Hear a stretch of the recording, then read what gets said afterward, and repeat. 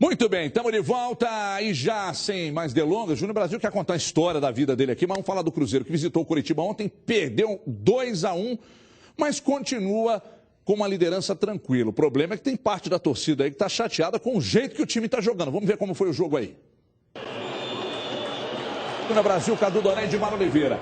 2-1, gostaram da postura, muita gente está questionando. Uns falando que o Cruzeiro está cansado, outros questionando as alterações do técnico Marcelo Oliveira. E eu, particularmente, acho que jogar contra o Coritiba, lutando contra o rebaixamento dentro do Couto Pereira, sempre será um jogo cascudo, independentemente da situação que se encontra. Mas principalmente por estar brigando contra o rebaixamento. E aí, por favor, discorram sobre o jogo, meus amigos. O retorno é muito difícil. A gente já falava sobre isso, porque quem não está brigando para estar lá em cima, chegar numa vaga da Libertadores, está brigando para sair do rebaixamento e é sempre muito complicado. Só que nada disso explica o fato do Cruzeiro estar jogando muito mal e jogou muito mal ontem.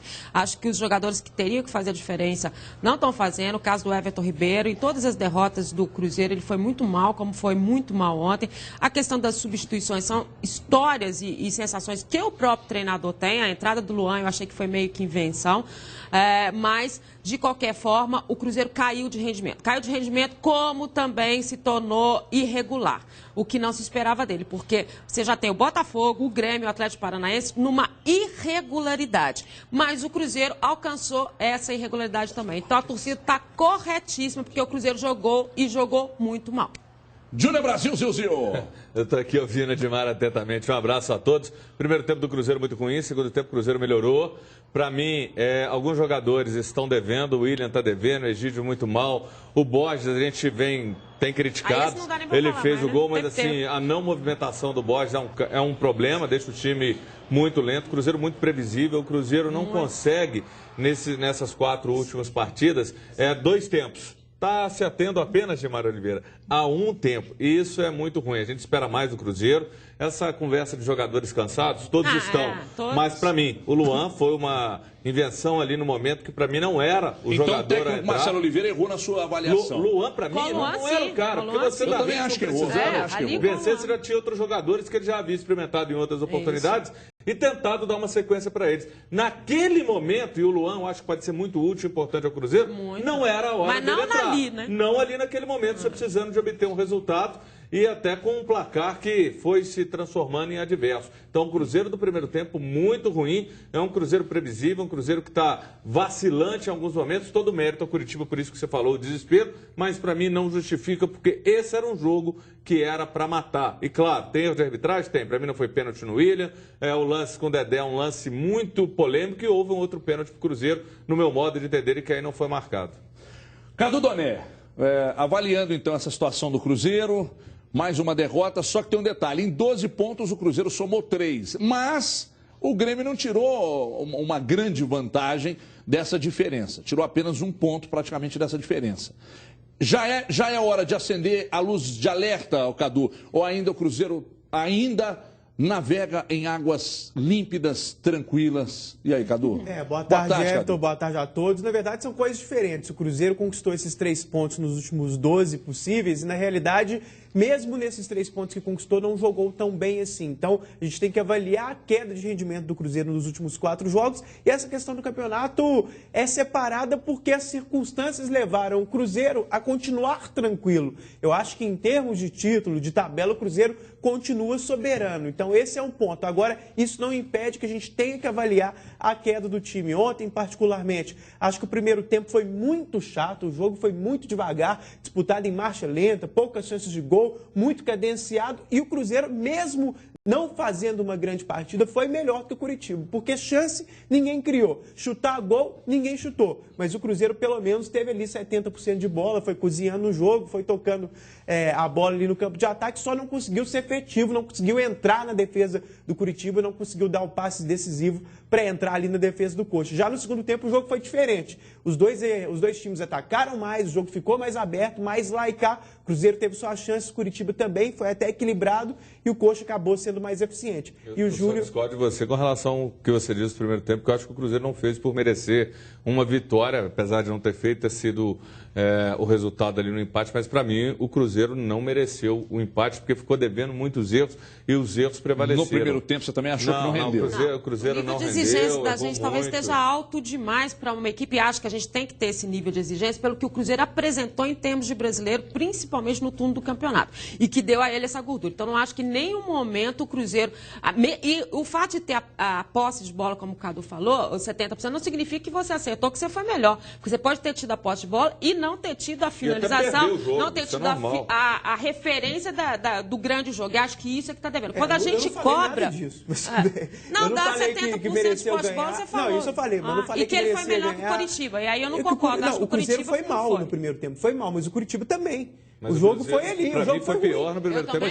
Mas aí é importante fazer uma avaliação que o Cruzeiro foi mal e o Coritiba jogou o futebol que ele vem jogando nos últimos jogos. Exatamente, e o Cruzeiro se igualou a isso. Então o Coritiba se igualou. E aí, fazendo uma avaliação, é sinal de fato que o Cruzeiro jogou pior. Agora, o Brasil, é o time que mais atacava, é o time que mais criava, é o time que tinha mais velocidade, é o time que encantou o país. E de repente, nas últimas 4 rodadas, isso, não vou dizer que acabou, mas diminuiu bem. É motivo para preocupação? Ou você acha que essa queda é normal em qualquer equipe que lidera o campeonato e que tem uma oscilação? Isso aí já estava previsto, a gente já sabia, mas surpreende porque o aproveitamento do Cruzeiro era altíssimo. E agora o aproveitamento está pequeno nesses 4 jogos. Claro que a gente tem que lembrar 4 adversários complicados, situações que merecem uma atenção, mas, por exemplo, o Henrique, para mim, foi um destaque negativo.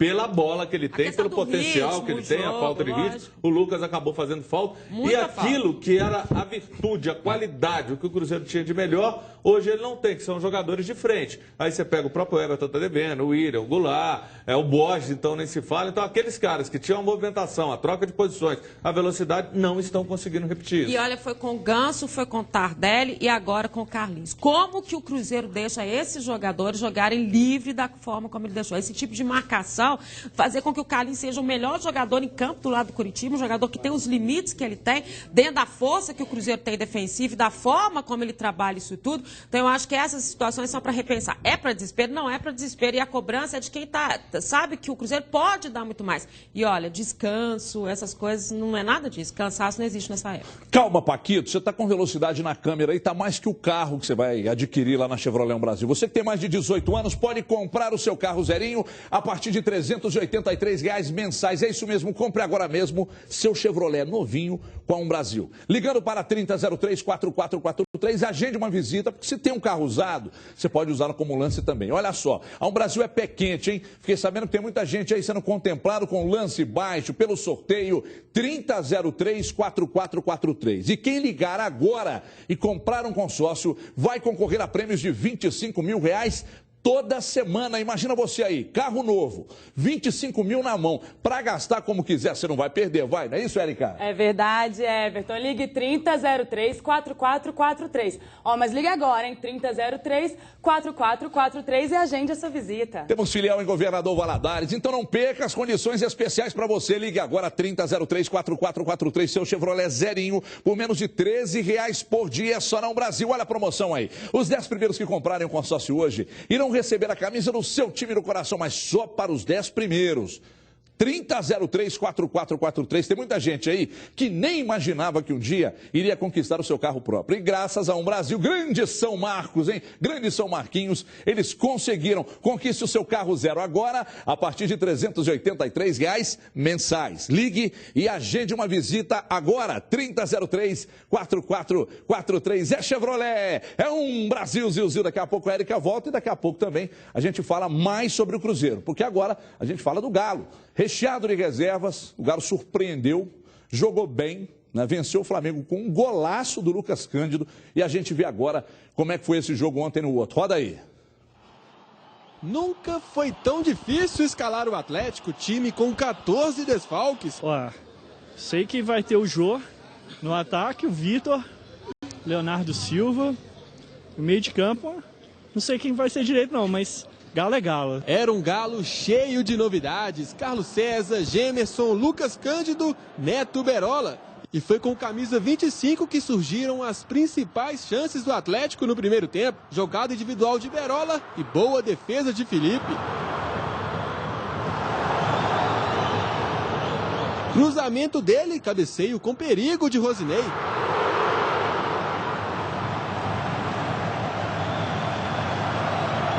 Escanteio cobrado pelo atacante, quase Emerson marca.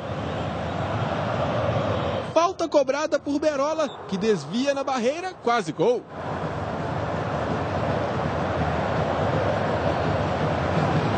Era o time do quase e do desentrosamento. É difícil, né? Um pouco do entrosamento. A gente está tentando, ainda criamos alguma oportunidade, mas tem que melhorar mais um pouquinho. O passe final para poder fazer o gol e sair com os 3 pontos. Cuca mexeu na volta do intervalo, um time mais ofensivo com mais um garoto, Dodô, no lugar de Gemerson. Mas quem sufocou foi o Flamengo. Foi uma defesa de Vitor que voltava ao time atrás da outra. E diante do sufoco flamenguista, eis que surge o improvável. Uma obra-prima de um jovem de 19 anos que joga de lateral, volante. Bem, chega de conversa. Com vocês, a pintura de Lucas Cândido. Olha o tiro pro gol!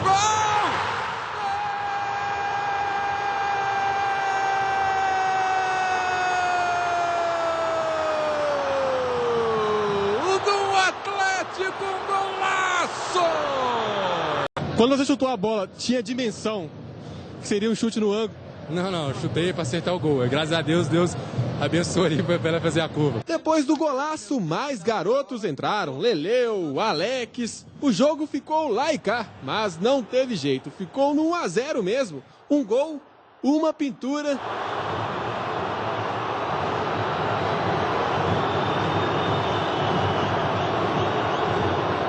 Que valeu muito. Sei quem assina embaixo é o Rogério Micali, que é o treinador dele lá. Eu pouco trabalhei com o Lucas, não dá tempo, é domingo e quarta.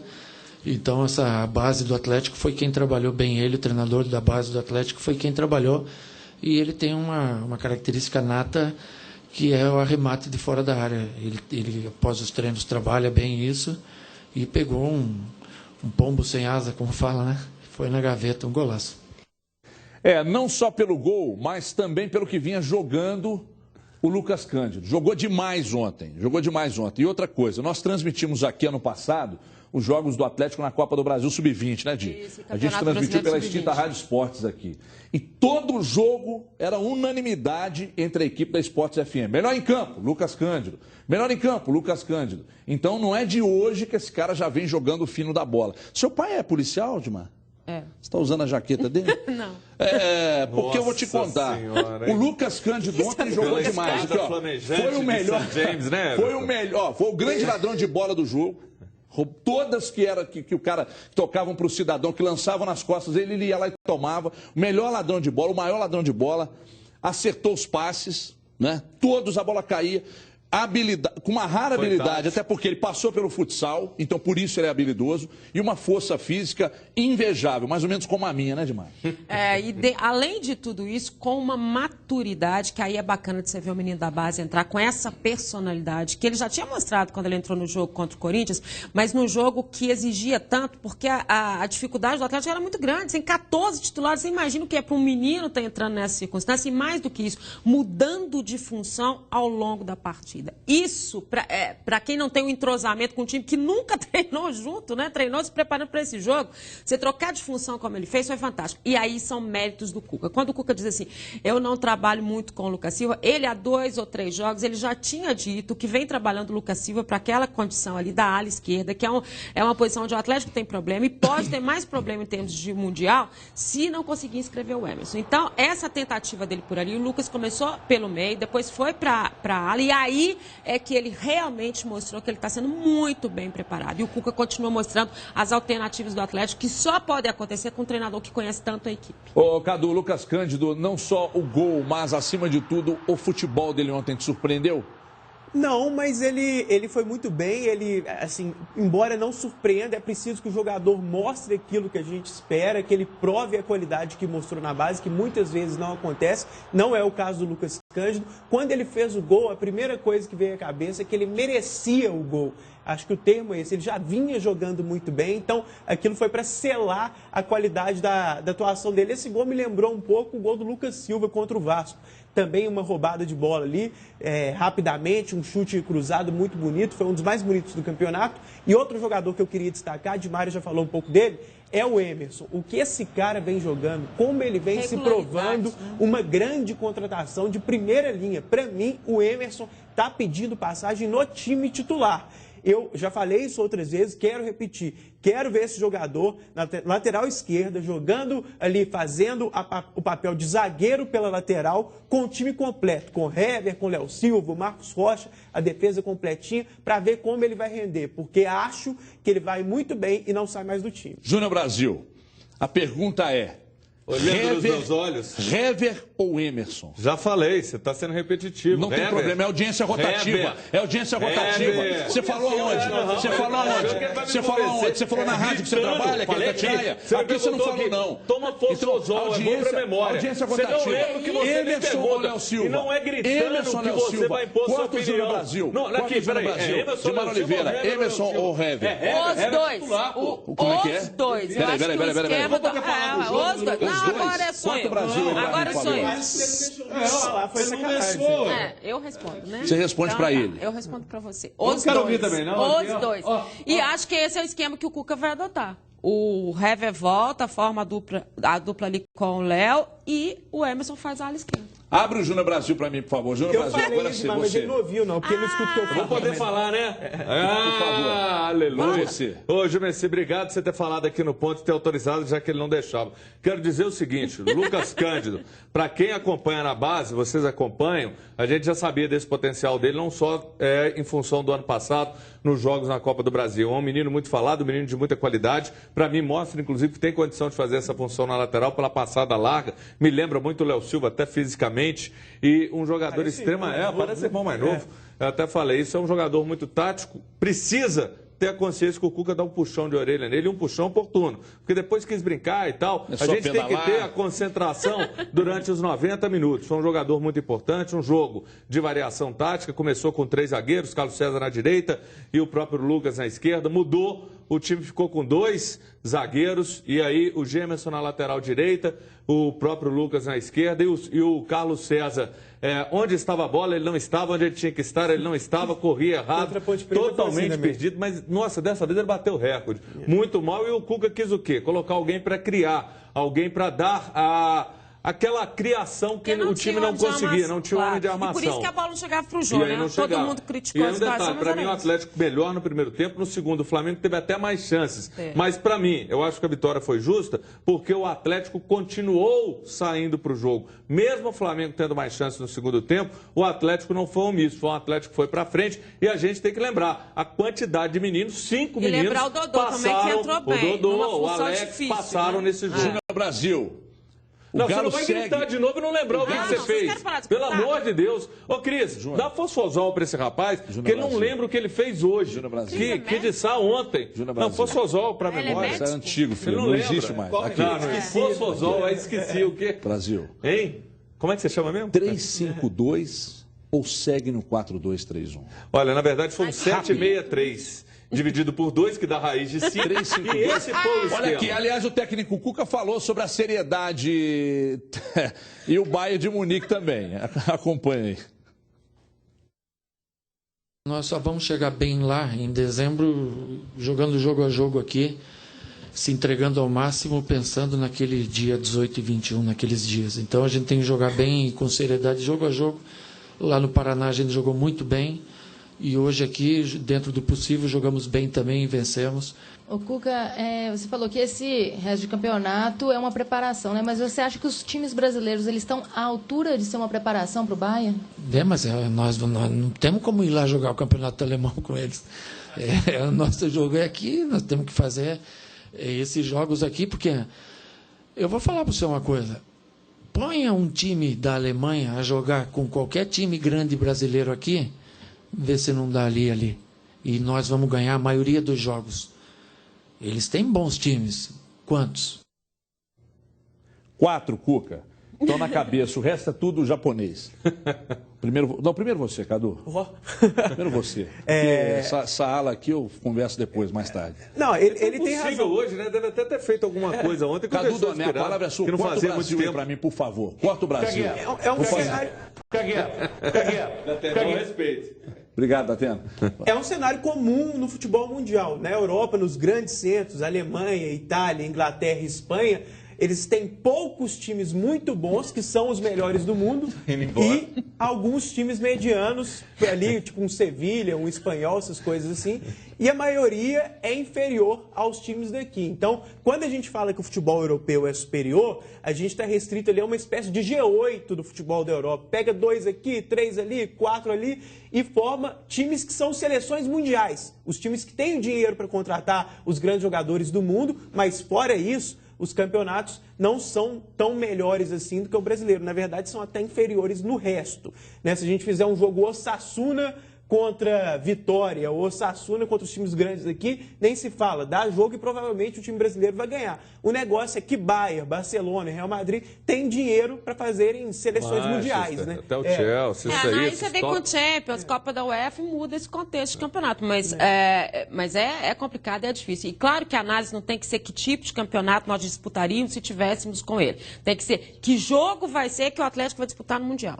Que Bayern é esse que vai entrar e que Atlético é esse. A preocupação tem que ser com o Atlético, né? O Bayern todo mundo sabe como joga, as dificuldades, a história que você tem. Isto é se houver uma final entre os dois. Aí tá todo mundo pulando etapa, né?